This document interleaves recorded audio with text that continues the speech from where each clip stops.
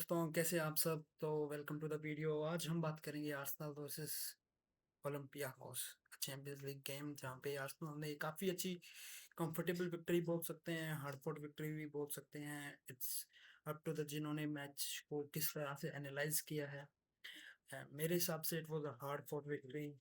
Comfortable भी हो सकती थी अगर हम चांसेस, अगर अपने जो हमने मिस किए थे या फिर काफ़ी सारे चांसेस मिले थे जहाँ पे हम स्कोर कर पा सकते, अगर वो हम स्कोर कर देते तो it was a very comfortable, it would have been a very comfortable win.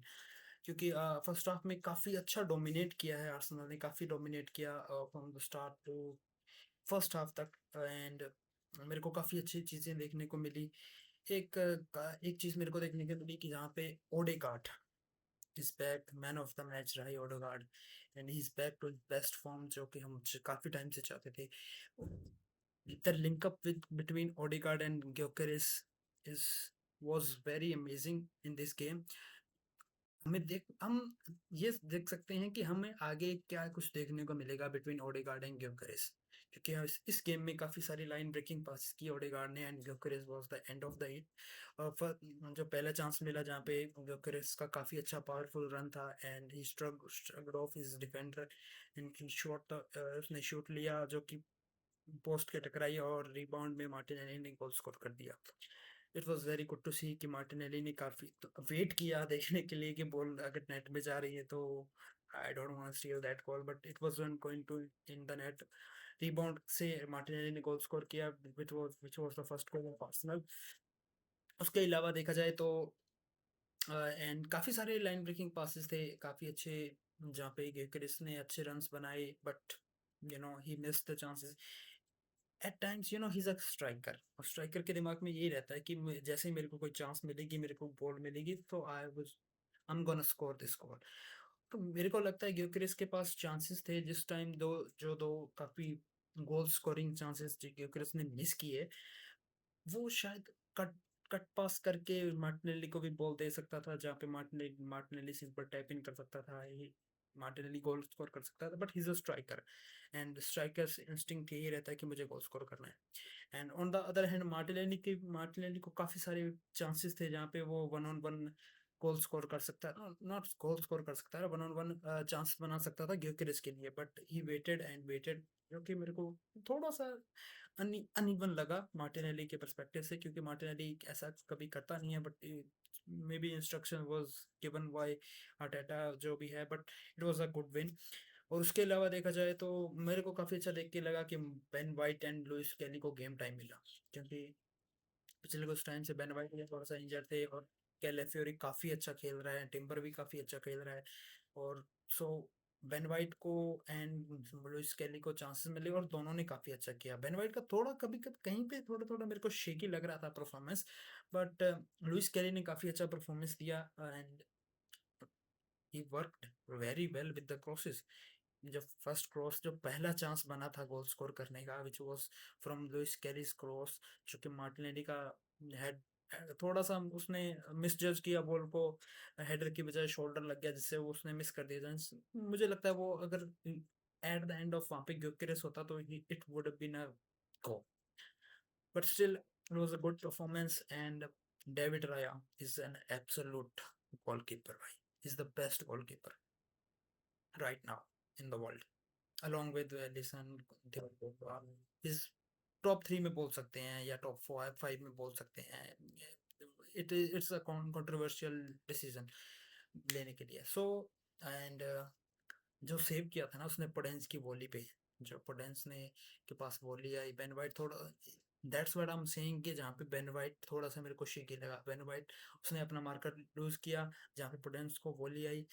David राय का एब्सोल्यूट वर्ल्ड क्लास सेव था वो, अगर वो सेव ना होता तो गेम थोड़ा सा अलग होता, हमें क्लीन शीट नहीं मिलती, वो सारी चीज़ें। और बट सेकंड हाफ में थोड़ा सा बेन वाइट ने अपना डिफेंसिव अप्रोच थोड़ा सा इम्प्रूव किया, एंड लेटर ऑन टिम्बर आया, and it's good to see that कि हमारे पास वो स्क्वाड डेप्थ है जो पिछले कुछ सालों से नहीं थी। मैं 12 साल से फुटबॉल देख रहा हूँ, 12 साल से मैं आर्सेनल को सपोर्ट कर रहा हूँ,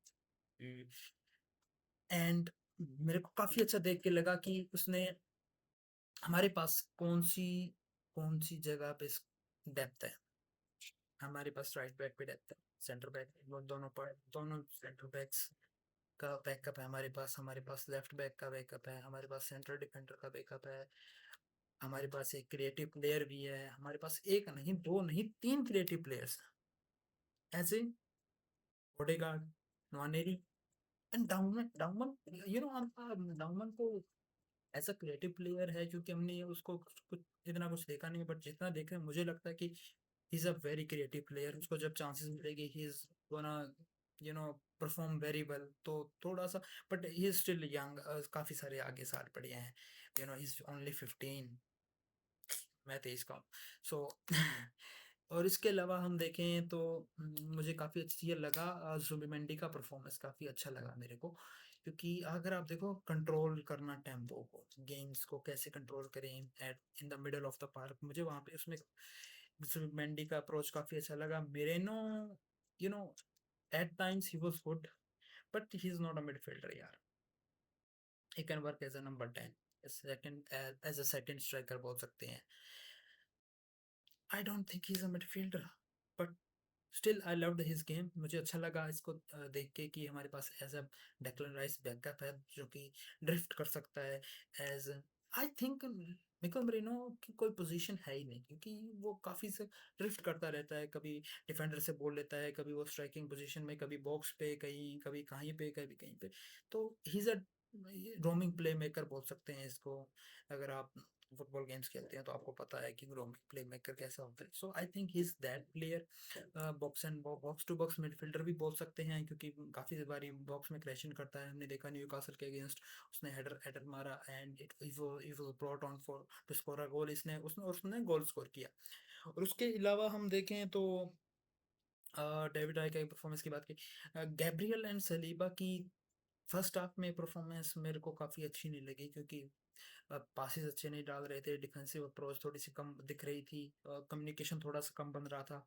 सलीबा गैब्रियल की लॉन्ग बॉल्स थी, वो सादी सादी सीधी कीपर के पास जा रही थी, but other than that it was a game of short passing, defence को ब्रेक करना, लाइंस पे ब्रेक करना, और वो ओडेगार्ड ने किया, वो डेक्लन राइस ने किया, वो जुबिमेंडी ने किया, और वो ग्योकेरेस ने किया।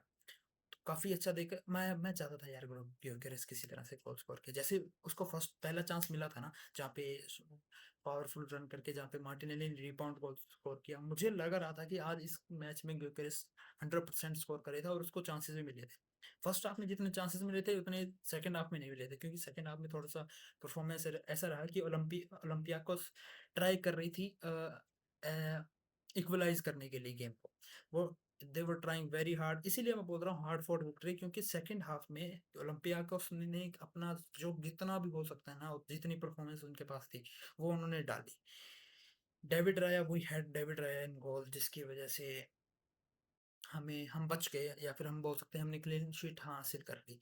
और अगर देखा जाए ना, दोनों टीम्स के पास आज शूटिंग बूट्स ऑन नहीं थे, क्योंकि ट्रोसार्ड, अगर सब्स्टिट्यूट होकर ट्रोसार्ड आता और उसको इतने सारे चांसेस मिलते जितने उसको मिले उस गेम में, तो हम परफेक्टली श्योर कि एक दो गोल जरूर मार देता, बट फर्स्ट टीम स्टार्टिंग 11 में था, ही शुड हैव, जरूरी था, क्योंकि मुझे लगता है ना कि अपनी आर्सेनल स्क्वाड में द बेस्ट शूटर बोल सकते हैं, या फिर बेस्ट फिनिशिंग अगर किसी के पास है वो है Odegaard.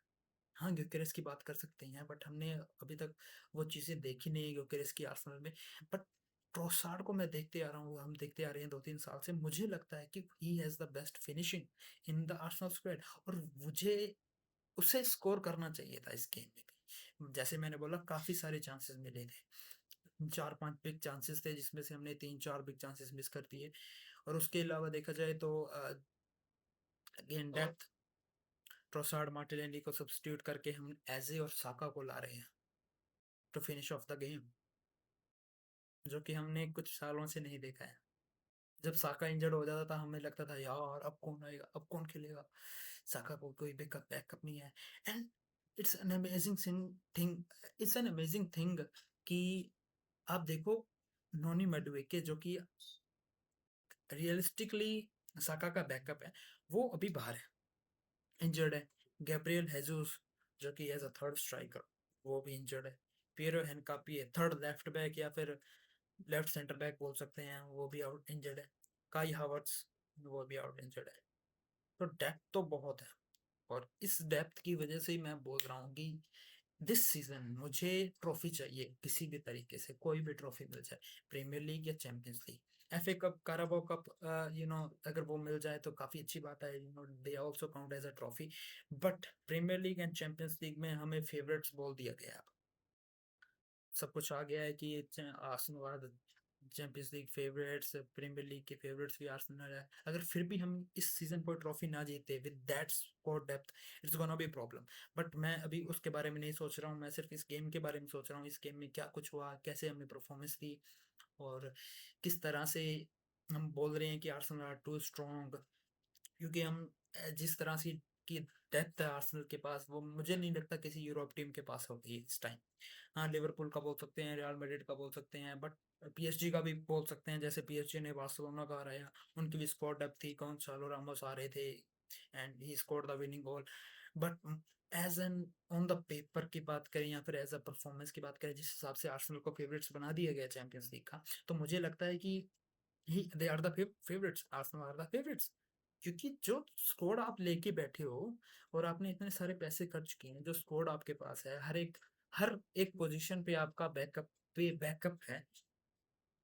I am happy, I'm really happy, I am happy to see that कि मेरी टीम इतना अच्छा कर रही है, आर्सेनल इतना अच्छा कर रही है कि मैं ये वीडियोस बना रहा हूँ। अगर 2 साल पहले मेरे को बोल देते कि ऐसी सारी ऐसी वीडियोस बना आर्सेनल की गेम्स में, तो मैं नहीं बना पाता, क्योंकि इतना बुरा खेल रहे थे। नहीं, 2 साल पहले तो काफी अच्छे खेलते थे।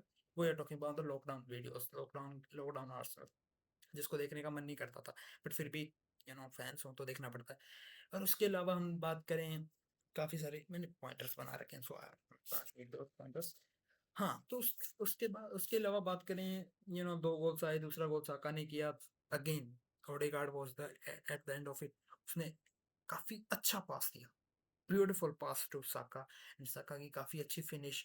और हमें जरूरत थी सेकंड गोल की, अगर सेकंड गोल ना मिलता तो लास्ट के जो 5-6 मिनट्स होते हैं ना, वो थोड़ी सी अनकंफर्टेबल होते हैं, थोड़े से हमें डिफेंड डिफेंड डिफेंड करना पड़ता है, क्योंकि ओलंपियाकोस धीरे धीरे कोशिश कर रही थी कि वो किसी तरह से गोल स्कोर कर दे और किसी तरह से गेम में वापस आ जाए, एक पॉइंट ले जाए, एक ड्रॉ ले जाए किसी तरह से अवे फ्रॉम होम।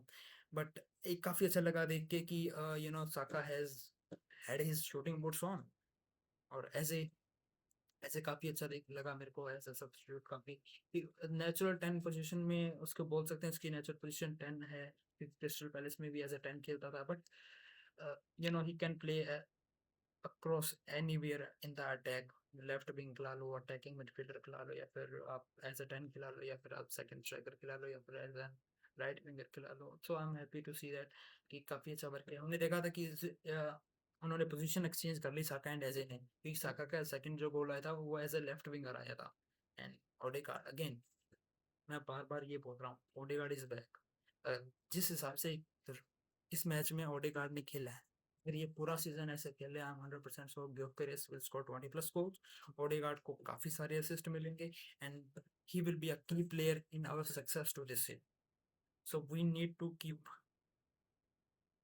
बिलीविंग कि हम आज की आर्सेनल जीत सकती है, एंड ग्योकेरेस गोल स्कोर करेगा। I am happy. उसका जो गेम मेरे को काफी अच्छा लगा, होल्ड अप प्ले करना एंड एवरीथिंग ही डिड। थोड़ा थोड़ा ही is coming to the tactics of Arteta, जो आर्टेटा चाहता है एक स्ट्राइकर से, वो आ जाए। बट हमें भी ये ध्यान रखना है कि उसकी नेचुरल चीज है फिनिशिंग। वो इज अ गोल स्कोरर। अगर हम ज्यादा क्रिकेटर्स को बोलेंगे कि बिल्डअप प्ले ज्यादा कर, बिल्डअप प्ले ज्यादा, थोड़ा सा नेचुरली जो गोल स्कोरिंग चीजें होती हैं वो थोड़ी सी डाउन होगी। अगर वो साथ बिल्डअप प्ले भी करता है and he is also scoring goals, so we have a striker, we have a elite striker. तो हम बात कर सकते हैं कि will Gyokeres win the golden boot, या फिर वो कितने गोल स्कोर करेगा, क्या 30+ गोल्स आ पाएंगे। और मैं चाहता हूँ कि नॉट 30+, थोड़ा सा अनरियलिस्टिक हो, रियलिस्टिक है बट थोड़ा सा ऐसे जिस हिसाब से प्रीमियर लीग है एंड एवरीथिंग, मुझे नहीं लगता 30+ गोल्स आएंगे। But I am pretty sure कि 20+ गोल्स भी आ गए ना, अगर 20-22 गोल्स मार देता है एंड 3-4 असिस्ट ले लेता है, तो I will be very very happy. And इसके अलावा क्या बात इसके अलावा हम यही बात ये करते हैं कि परफॉर्मेंस की हम बात करें, अब अगला मैच हमारा वेस्ट हैम के साथ है और हम पिछले काफ़ी 2 साल से वेस्ट हैम के अगेंस्ट हार हार रहे हैं एट होम, जो कि काफ़ी अच्छा नहीं है देखने का। But we have a chance, क्योंकि लिवरपूल भी काफ़ी थोड़ा-सा आउट ऑफ फॉर्म लग रही है एंड चेल्सी का साथ उनका मैच है, तो जो चेल्सी भी आउट ऑफ फॉर्म है इन द प्रीमियर लीग। पिछले में 2 मैचेज़ में 2 रेड कार्ड आ चुके हैं। इवेंचुअली 3 मैचेज़ में 3 रेड कार्ड आ चुके हैं, क्योंकि उनका बेनफिका के अगेंस्ट जो चैंपियंस लीग में मैच हुआ था, उसमें भी उनको 1 रेड कार्ड मिला था। जाओ पेद्रो ने सेकंड येलो लेके रेड कार्ड हो गया, बट जाओ Pedro is available against Liverpool. तो मुझे नहीं लगता कि चेल्सी कुछ अशोक दे पाएगी या फिर पॉइंट ले पाएगी लिवरपूल के साथ। अगर ले जाती है, अगर पॉइंट अगर ड्रॉ भी करवा लेते हैं लिवरपूल के अगेंस्ट, तो it would be great result for us अगर हम वेस्ट हैम को पहले हरा देते हैं। क्योंकि अगर हम वेस्ट हैम को पहले हराएंगे तो लिवरपूल पे थोड़ा सा प्रेशर आ जाएगा as an, but they are champions, तो उनको कुछ ज़्यादा फर्क पड़ता नहीं है। So we have to wait and see how things go at the weekend. तो आज इस वीडियो के लिए इतना ही। आप कमेंट्स में ज़रूर बताएं कि आपको किसकी परफॉर्मेंस सबसे ज़्यादा अच्छी लगी और आपको कौन सा match in the champions league जो आपको काफ़ी ज़्यादा एक्साइटिंग लगा। मेरे लिए तो मुझे बार्सिलोना पीएसजी का मैच बहुत एक्साइटिंग लगा। अ, उस मैच के बारे में कोशिश करूंगा वीडियो बनाने की, but that's all for me in this video. And please subscribe to the channel and please like the video. Please comment your best moments of the game, and I will see you again. Bye bye.